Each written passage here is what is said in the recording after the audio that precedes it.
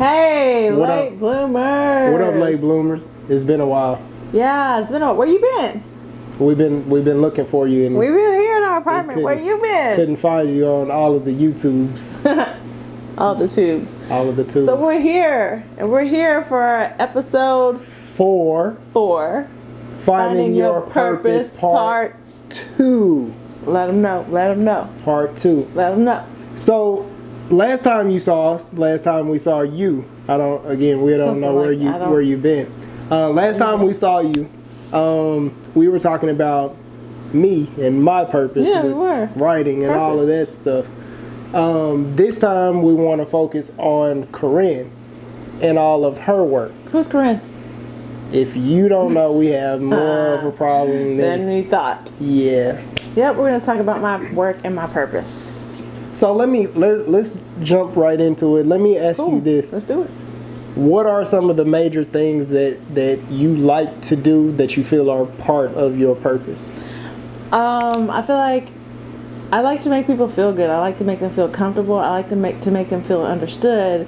And by having photography as a gift, I like to use those two together to make people feel comfortable, to make them feel understood, and to make them feel seen, and for their true selves to be shown in my work.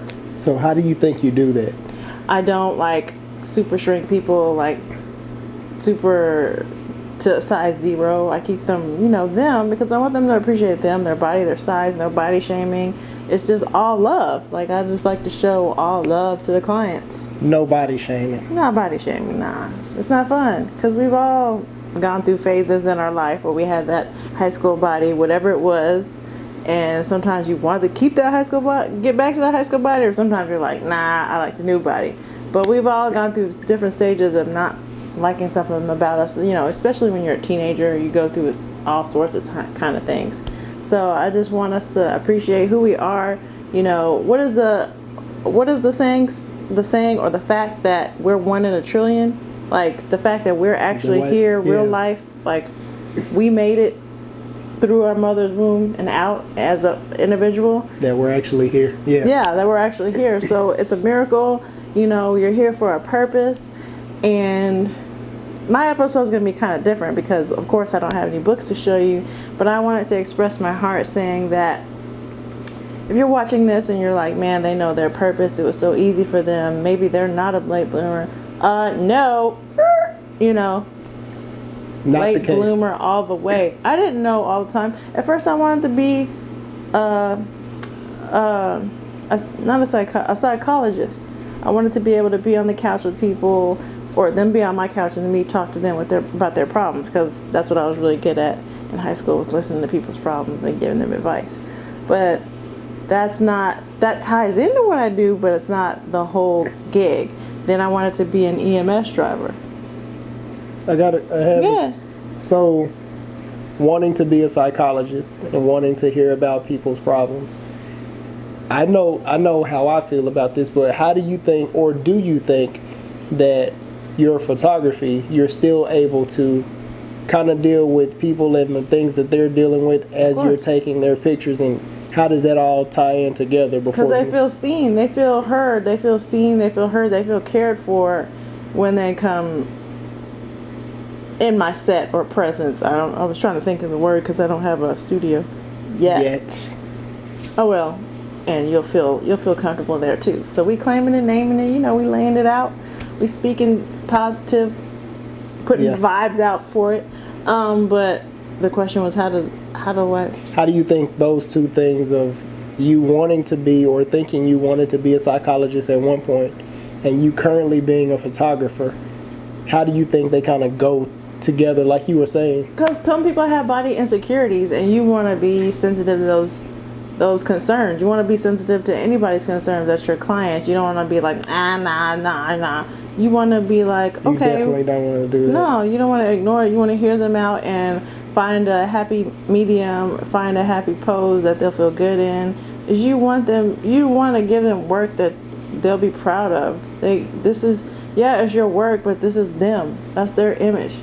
That's how they see themselves, how they want to see themselves. They don't want to see themselves looking a certain way if they have a certain thing about themselves. Let's say they have a mole or something that they don't want to show, we got to show a different angle. If the mole's on this side of the face, I'm turning you and we're like this. And, we're doing something different.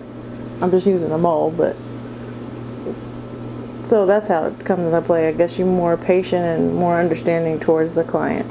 See, and a lot of people think, and I know this now because of being around you and working with people and seeing how you operate, a lot of people think that photography is easy, and it is not. A lot of people think that all you're doing is taking a picture, but like you were just explaining, there's far more to it than that. No. Yeah. And just from an outsider, not being a photographer, I know that I've seen you be able to make people comfortable, in situations, to be able to pose them in ways that they didn't think they would be comfortable, or you're able to bring out that confidence. And before you move on to other things, I just want to say that I see that part of your purpose is helping people feel comfortable in their own skin, because a lot of us are not. We all have insecurities. I dealt with it. It's not just people, coming up with shows. Shout out to Issa Rae for people being insecure. It's not just Issa Rae. We all have insecurities. We all. Yeah. Some things that tuck, put up, suck in. Ladies, you know what I'm talking about. You don't got to know, but anyway. So yeah, and what else were you saying?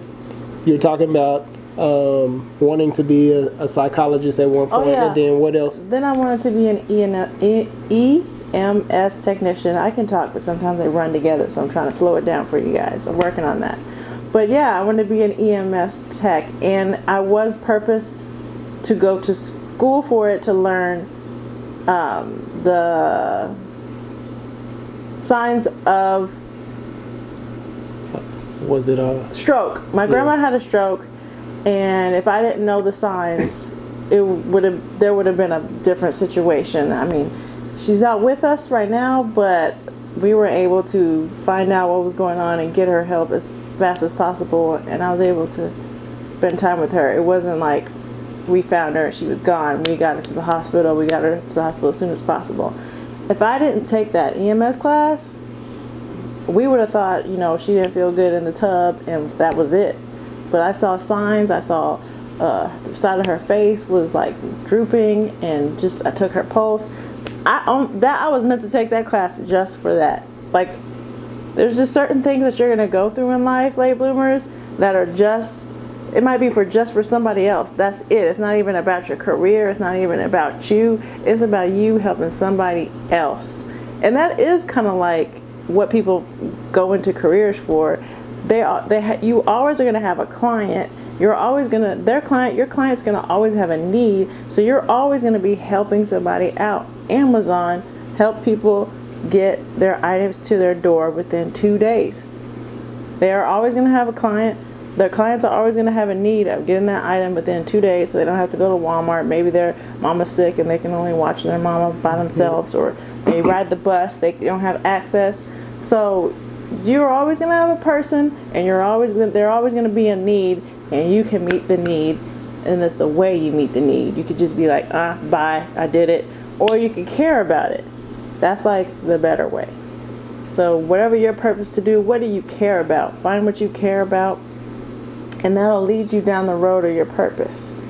And that led me down the road of helping my grandma, and then I kept going down the road of my purpose. Let me ask you this. So you touched on it already, and it's kind of important that you let all of the late bloomers know. What you were saying is finding your purpose may not necessarily be for your career. It could be something, you could be purposed to do something at one time, and then that could be it. So could you talk more about, being really just, if you find a purpose for one time, that's not an ongoing thing. It's not your whole life. Yeah, like, let's say, you're not a cab driver. The new thing is Uber, Lyft, Favor. Let's say you're doing that for a season. you might save somebody's life. You might get them to the hospital. And then next thing you know, another door opportunity opens up for you to do something else that's closer to your field. Or you may be able to, like they say in the streets, stack your paper while you're doing that Uber Lyft to be able to pour into your business, or to be able to help your parents out, or to be able to give back to your alma mater. Who knows? But it may not be your whole life's purpose. So even if your job seems humbling, like let's say you're serving food in a restaurant that's fast food, even if you're doing that, you're still walking in your purpose to be there. You can still be a light. You don't got to be mad that this isn't the place that you want to be for the rest of your life. You can still be happy in that first steps of your purpose. You don't have to be mad that you're there. You're there to learn something.